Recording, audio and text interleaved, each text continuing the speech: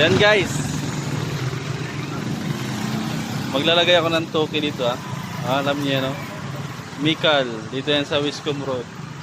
Yan guys. Toke.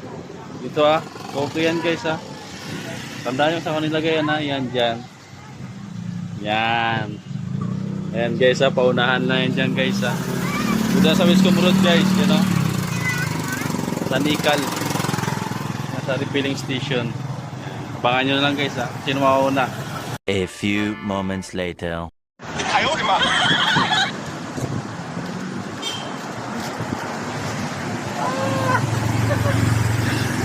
Nauna na naman ako. Ayaw, di ba? Buti na lang. Matan ako dun Buti na ako naunahan. Ayaw, di ba? Yes. Nakatoke naman tayo.